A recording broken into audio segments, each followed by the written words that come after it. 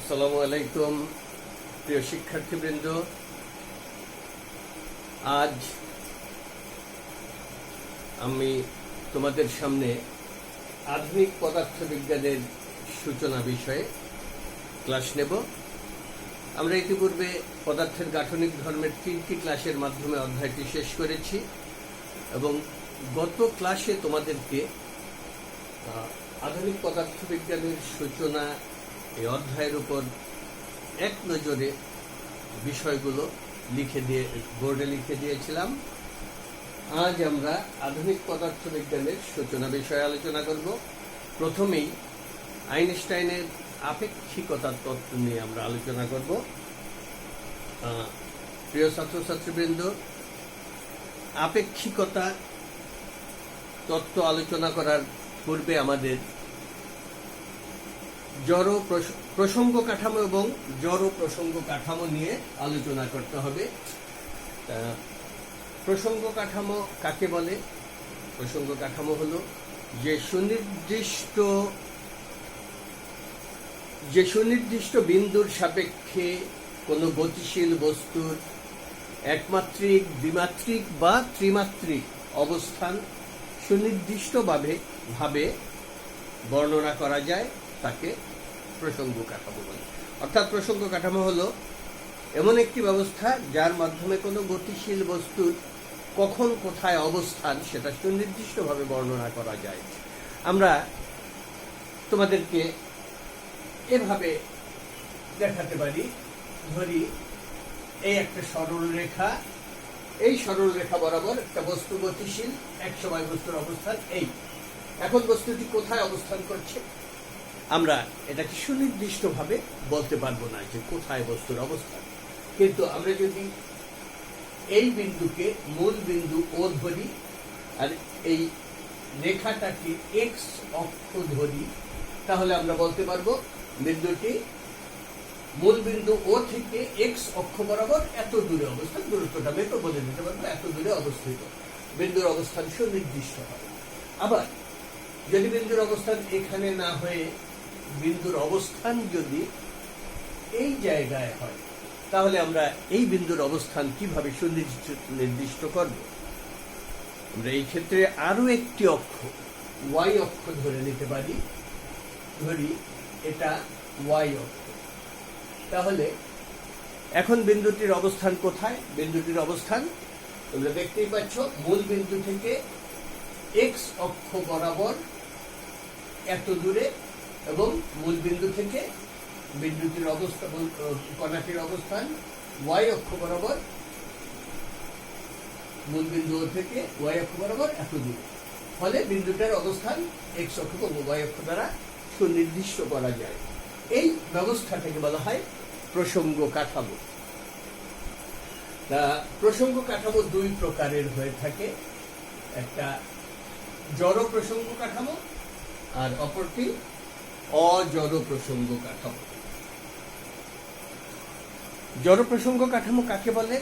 যে সকল প্রসঙ্গ কাঠামো পরস্পরের সাপেক্ষে ধ্রুব বেগে গতিশীল থাকে এবং যে সকল প্রসঙ্গ কাঠামোতে নিউটনের গতিসূত্রগুলো অর্জন করা যায়, নিউটনের গতিসূত্রগুলো প্রয়োগ করা যায়, ওই সকল প্রসঙ্গ কাঠামোকে বলা হয় জড় প্রসঙ্গ কাঠামো। আর যে সকল প্রসঙ্গ কাঠামোগুলো পরস্পরের সাপেক্ষে ধ্রুব বেগে গতিশীল নয় বরং ত্বরণে গতিশীল, ওই সকল প্রসঙ্গ কাঠামোকে অজড় প্রসঙ্গ কাঠামো বলে। তো প্রসঙ্গ কাঠামোর বিষয় গেল। এখন আমরা আলোচনা করব কোন বিষয়ে? এখন আমরা আলোচনা করব আইনস্টাইনের আপেক্ষিক তত্ত্ব বিষয়ে। আইনস্টাইনের আপেক্ষিক তত্ত্ব হল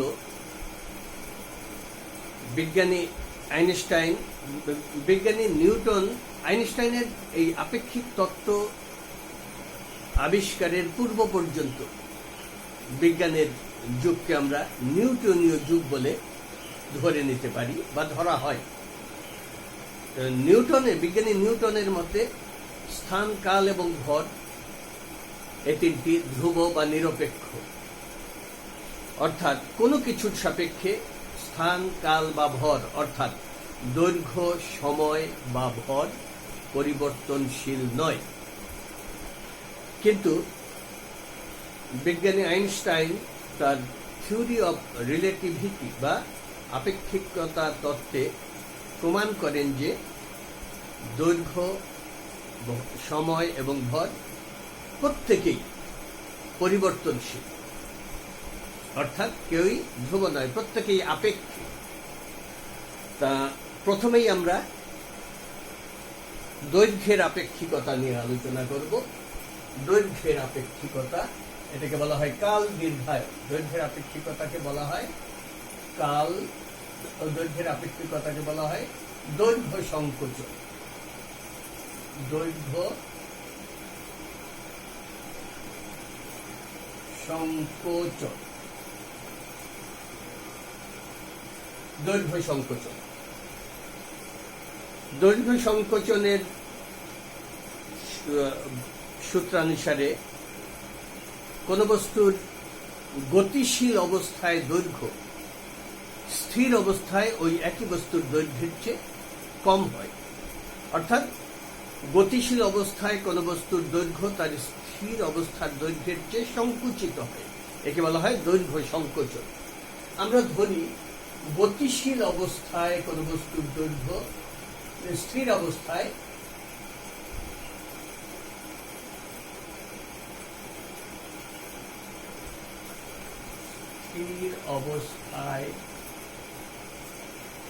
কোন বস্তুর দৈর্ঘ্য সমান L0। গতিশীল অবস্থায় ওই একই বস্তুর দৈর্ঘ্য, গতিশীল অবস্থায় ওই একই বস্তুর দৈর্ঘ্য সমান L। ধরি বস্তুটা ভি বেগে গতিশীল ছিল। গতিশীল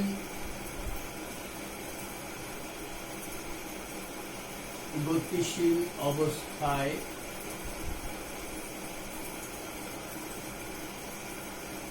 বস্তুর বেগ, গতিশীল অবস্থায় বস্তুর বেগ ভি এবং আলোর বেগ যদি সি হয়, আলোর বেগ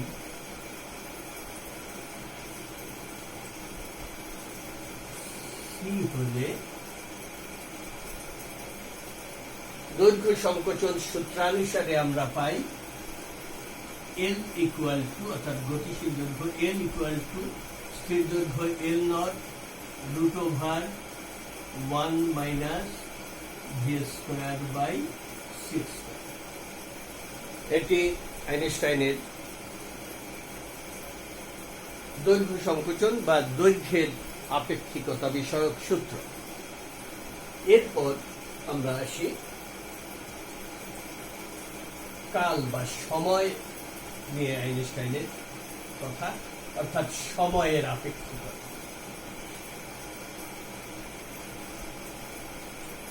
প্রিয় শিক্ষার্থীবৃন্দ, সময়ের আপেক্ষিকতা কি? সময়ের আপেক্ষিকতাকে বলা হয় কাল দীর্ঘায়ন। দৈর্ঘ্য সংকুচিত হয় কিন্তু সময় বা কাল দীর্ঘ হয়, গতিশীল সময়। কাল দীর্ঘায়ন।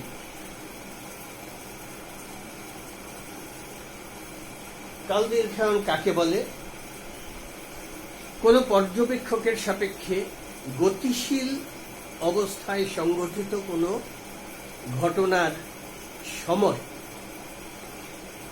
ওই একই পর্যবেক্ষকের সাপেক্ষে স্থির অবস্থায় সংঘটিত ওই একই ঘটনার সময়ের চেয়ে দীর্ঘ হয় বা বেশি হয়, একে কাল দীর্ঘায়ন বলে। আবারও বলছি, কোন পর্যবেক্ষকের সাপেক্ষে গতিশীল অবস্থায় সংঘটিত কোন ঘটনার সময় যা হবে সেটি ওই একই পর্যবেক্ষকের সাপেক্ষে একই ঘটনায় স্থির অবস্থায় সংঘটিত হলে তার চেয়ে গতিশীল অবস্থায় সময়টা দীর্ঘ বা বেশি হবে, একে কাল দীর্ঘায়ন বলে। আমরা ধরি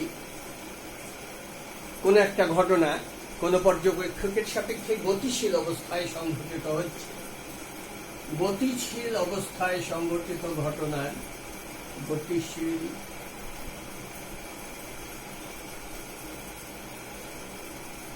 অবস্থায়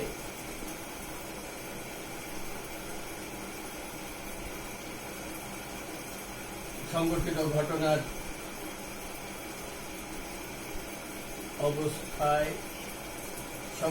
ঘটনার সময় সমান ধরি টি।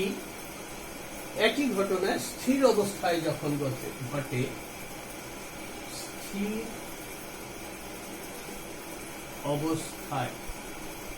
অবস্থায় ওই একই ঘটনা ঘটার সময় যদি হয় টি নট।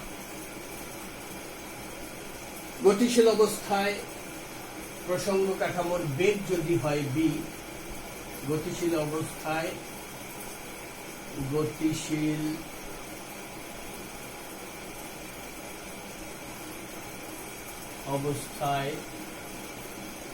প্রসঙ্গ কাঠামোর বেগ সমান ধরি ভি, আর আলোর বেগ পূর্বের মতোই, আলোর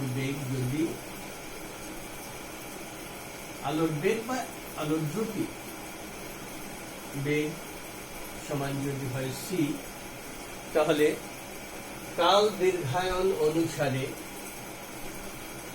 গতিশীল সময় টি সমান হবে টি নট √1 - v²/c²। আমার প্রিয় ছেলেমেয়েরা, এটাকে বলা হয় এটা কাল দীর্ঘায়ন সম্পর্কিত আইনস্টাইনের সমীকরণ। এরপর আমরা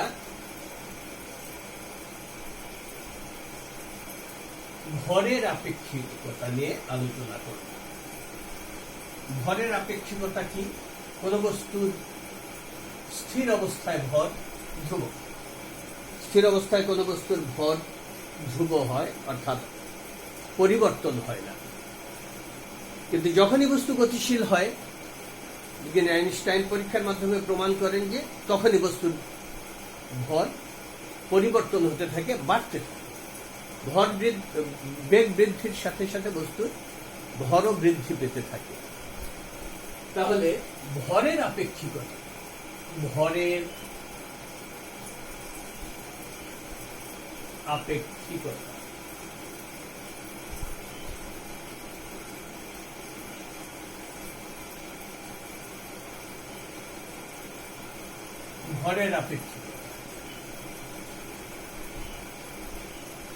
আপেক্ষিকতা কি? বস্তুর স্থির অবস্থায় ভর, কোন বস্তুর গতিশীল অবস্থায় ভর এর স্থির অবস্থার ভরের চেয়ে বেশি বলে মনে হয়। যদি স্থির অবস্থায় বস্তুর ভর স্থির অবস্থায় কোন বস্তুর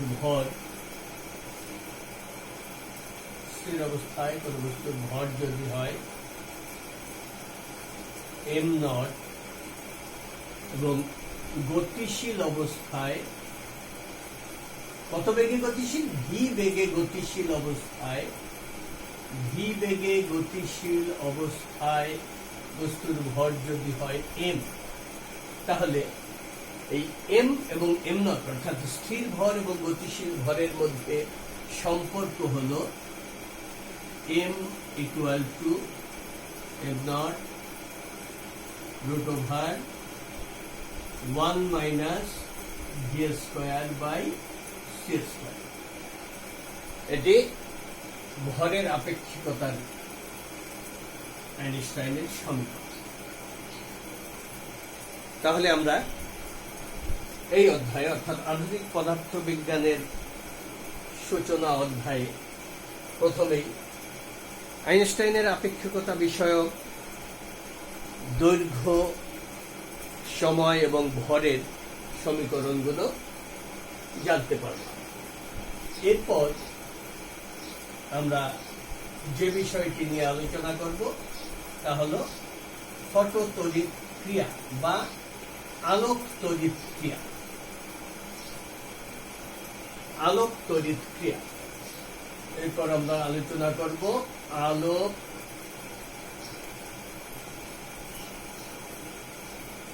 তড়িৎ ক্রিয়া।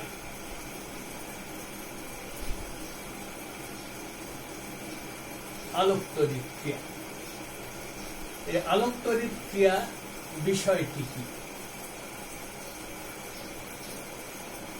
আলোক তড়িৎ ক্রিয়া হলো যখনই কোনো ধাতব পৃষ্ঠে আলো আপতিত হয় তখনই ওই ধাতব পৃষ্ঠ থেকে ইলেকট্রন নির্গত হয়।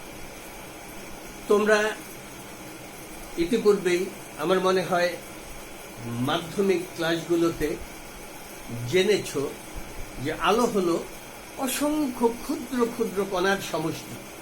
আলোর এই ক্ষুদ্র কণাকে ফোটন বলে। তা কোনো ধাতব পৃষ্ঠে আলো আপতিত হওয়ার অর্থ হলো ধাতব পৃষ্ঠে ফোটন আপতিত হওয়া। প্রিয় শিক্ষার্থীবৃন্দ,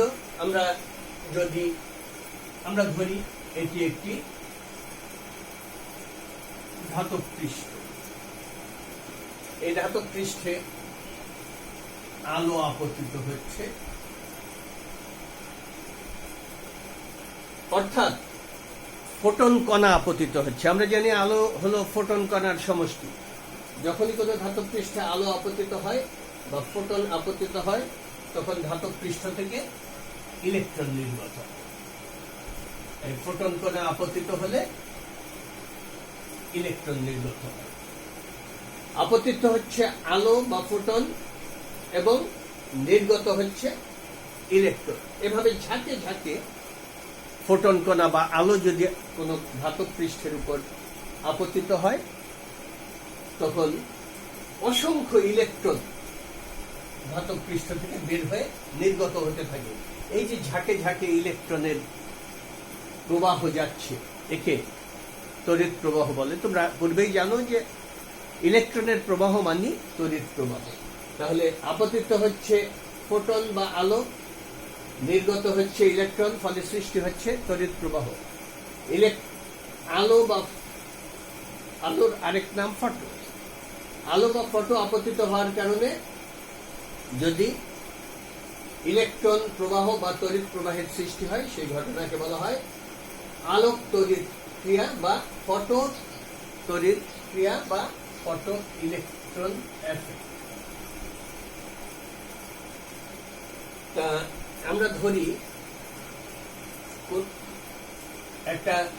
একটি ফোটন কোন ধাতব পৃষ্ঠে আপতিত হলো, ওই ফোটনের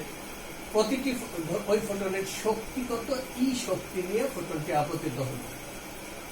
এই ফোটনের শক্তির আমরা জানি ফোটনের শক্তি E = hf।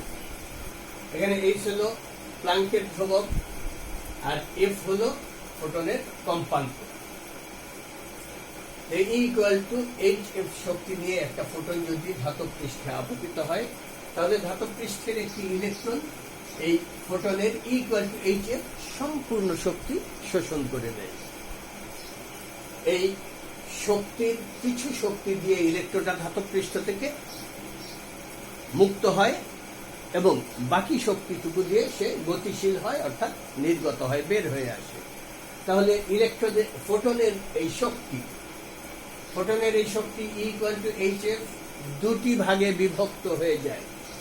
এই দুই ভাগের এক ভাগ শক্তি দিয়ে ইলেকট্রন ধাতব পৃষ্ঠ থেকে মুক্ত হয় এবং বাকি শক্তি দিয়ে ইলেকট্রন গতি শক্তি লাভ করে। তাহলে আমরা বলতে পারি ফোটনের শক্তি E, বাংলায় লিখে দেই, ফোটনের শক্তি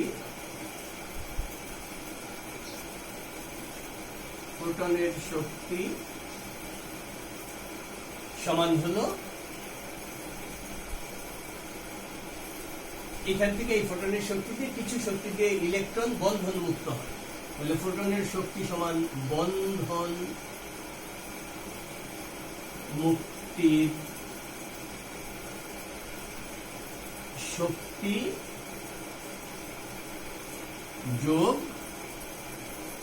বাকি শক্তিতে ইলেকট্রন গতিশীল হয়, তাহলে যোগ গতি শক্তি, গতি শক্তি ইলেকট্রনের গতি শক্তি লিখলে তোমাদের বুঝতে বেশি সুবিধা হবে। ইলেকট্রনের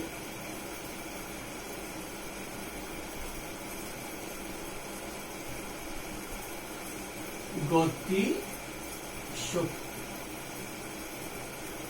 তাহলে ফোটনের শক্তি দুই ভাগে বিভক্ত হলো, কিছু দিয়ে ইলেকট্রন বন্ধন মুক্ত হলো, বাকিটুকু দিয়ে ইলেকট্রন গতি শক্তি প্রাপ্ত হলো। আমরা যদি ফোটনের শক্তিকে ই দ্বারা প্রকাশ করি, তাহলে ফোটনের শক্তি ই ইকুয়াল টু বন্ধন মুক্তির শক্তি। প্রিয় শিক্ষার্থীবৃন্দ, কোন ফোটনের শক্তি ই শোষণ করে ইলেকট্রন তার সর্বনিম্ন শক্তি যদি বন্ধন মুক্তির জন্য ব্যবহার করে, তাহলে সর্বোচ্চ পরিমাণ শক্তি তার গতি শক্তি হিসাবে থেকে যায়। অর্থাৎ বন্ধন মুক্তির জন্য যত কম শক্তি ব্যবহার করবে, ইলেকট্রনের গতি শক্তি তত বেশি হবে। তা বন্ধন মুক্তির সর্বনিম্ন শক্তিকে ডাব্লিউ নট দ্বারা প্রকাশ করা হয়। এই ডাব্লিউ নটকে বলা হয় ইলেকট্রনের কার্য অপেক্ষক।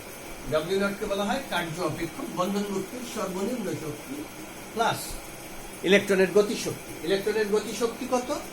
ইলেকট্রনের গতি শক্তিকে আমরা কে ম্যাক্স, যেহেতু গতি শক্তিটা সর্বোচ্চ হয়, বন্ধন মুক্তির শক্তি সর্বনিম্ন হল, তাহলে ই ইকুয়াল টু আমরা লিখতে পারি W not plus K max.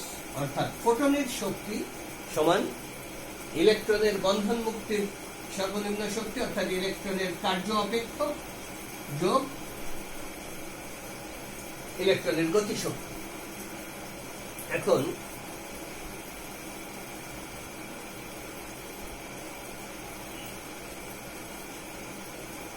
আমরা যদি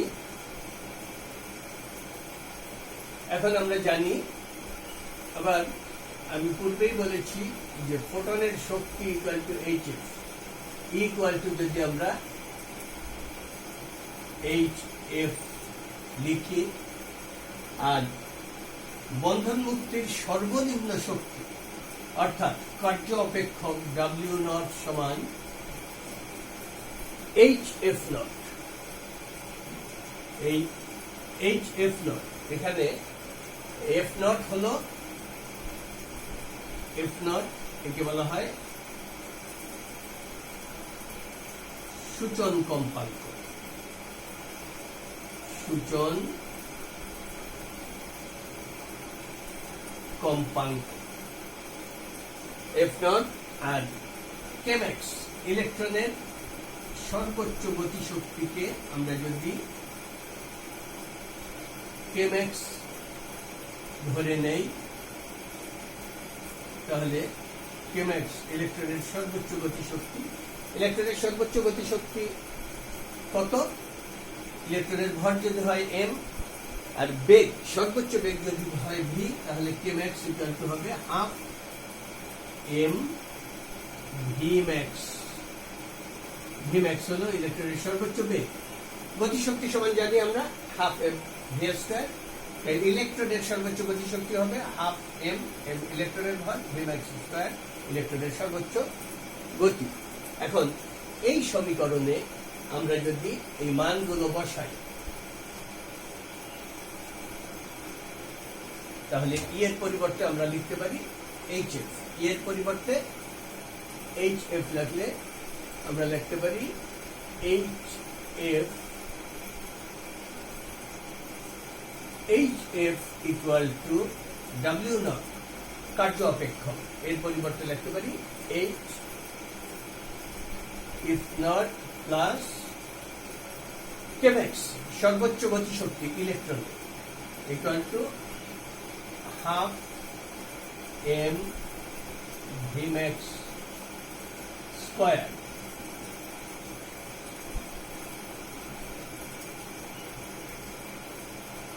আমরা এই সমীকরণটা পেয়ে থাকি।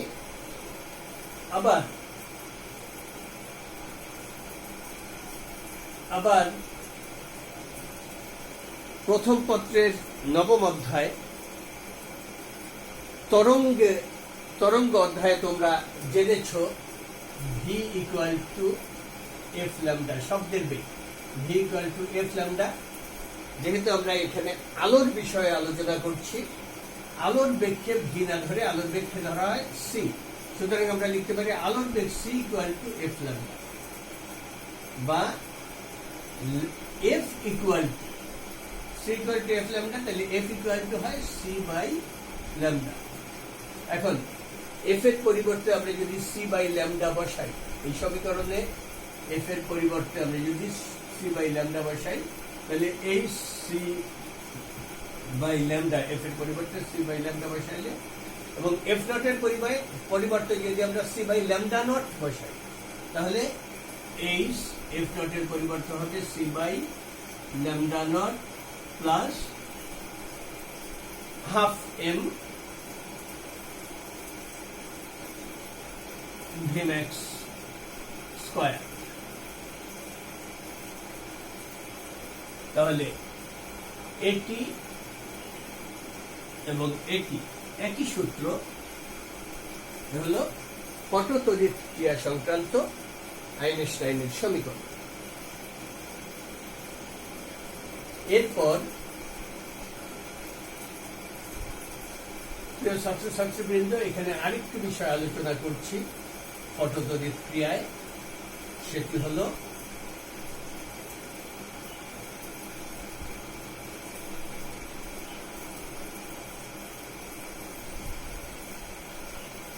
তোমাদের বোঝার সুবিধার্থে আমি একটা সরল সহজ চিত্র দিয়ে বোঝাতে চেষ্টা করতেছি।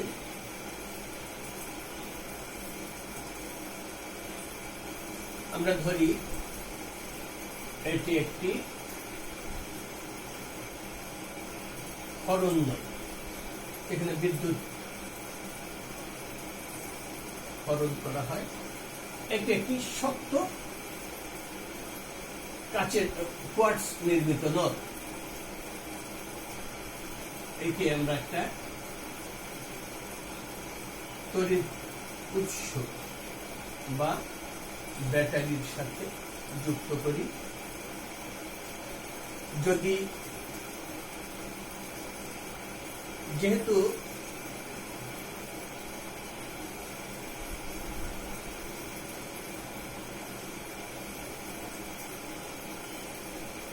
এটি ব্যাটারির ঋণাত্মক প্রান্ত আর এটি ধনাত্মক প্রান্ত, ঋণাত্মক প্রান্তের সাথে ধরি এ একটি ধাতব পাত যুক্ত, আর ধনাত্মক প্রান্তের সাথে সি আর একটি পাত যুক্ত, আর এটি হলো ব্যাটারি বি। এখন আমরা জানি ঋণাত্মক পাতে ইলেকট্রন থাকে, আর ধনাত্মক পাত ধনাত্মক চার্জে চার্জিত থাকে। এখন যদি আমরা এই ঋণাত্মক পাতের উপর আলো ফেলি,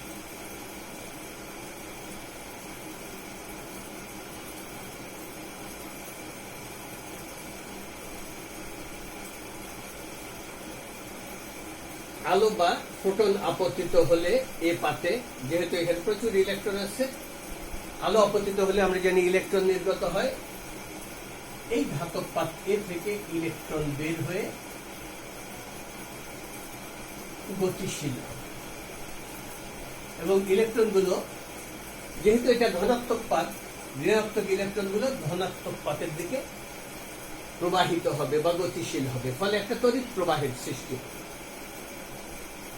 এখন যদি আমরা এই এ পাতে আলোর তীব্রতা বাড়াতে থাকি, তাহলে নির্গত ইলেকট্রনের পরিমাণও বাড়বে, তড়িৎ প্রবাহ বাড়তে থাকবে। কিন্তু যদি আমরা এই এ পাতকে ব্যাটারির ঋণাত্মক প্রান্তের সাথে আর বি পাতকে, এ পাতকে ব্যাটারির ধনাত্মক প্রান্তের সাথে এবং সি পাতকে ব্যাটারির ঋণাত্মক প্রান্তের সাথে যুক্ত করি, অর্থাৎ ব্যাটারির সংযোগ যদি উল্টিয়ে দিই, তাহলে এ পাত থেকে ফটোতড়িৎ ক্রিয়ার কারণে নির্গত ইলেকট্রন বের হয়ে আবার, যেহেতু এ পাত এখন ধনাত্মক পাত, এ পাত দ্বারাই আকৃষ্ট হবে, ফলে তড়িৎ প্রবাহ কমে যাবে। এখন এ পাতের বিভব যদি ধীরে ধীরে বাড়াতে থাকি, ধনাত্মক বিভব যদি ধীরে ধীরে বাড়াতে থাকি, তাহলে নির্গত ইলেকট্রনের পরিমাণ কমতে থাকবে এবং একসময় এ পাতের একটা নির্দিষ্ট ধনাত্মক বিভবের জন্য এ পাত থেকে কোনো ইলেকট্রন বি পাতে যাবে না। ধরি সেই নির্দিষ্ট ধনাত্মক বিভবটা যদি ভি নট হয় আর নির্গত ইলেকট্রনের আধান বা চার্জ যদি ই হয়, তাহলে ই ভি নট, ইলেকট্রনের আধান ইনটু বিভব পার্থক্য, সমান হলো ইলেকট্রনের নির্গত ইলেকট্রনের সর্বোচ্চ গতিশক্তি, হাফ এম ভিম্যাক্স স্কয়ার।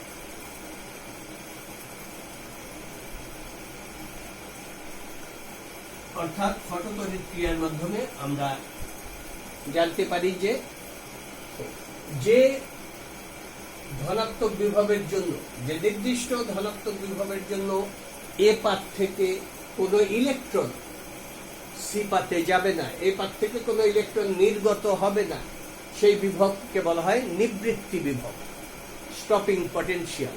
সেই নিবৃত্ত বিভব হলো ভি নট। এখন আমরা এই সমীকরণ থেকে কি পাই? ইলেকট্রনের আধান এবং নিবৃত্ত বিভবের গুণফল হলো নির্গত ইলেকট্রনের গতিশক্তি। এটা কার সমান? গতিশক্তি E V naught equal to half M V square V max square. M ইলেকট্রনের ভর, ভিম্যাক্স ইলেকট্রনের সর্বোচ্চ বেগ। তা প্রিয় ছাত্রছাত্রীবৃন্দ, আমরা আধুনিক পদার্থবিজ্ঞান বিষয়ের উপর এ পর্যন্ত 4টি বিষয়ে আলোচনা করলাম। এগুলো হচ্ছে আইনস্টাইনের আপেক্ষিকতা তত্ত্বের দৈর্ঘ্যের আপেক্ষিকতা বা কালদৈর্ঘ্যায়ন, ভরের আপেক্ষিকতা এবং সময়ের আপেক্ষিকতা। দুঃখিত, আমরা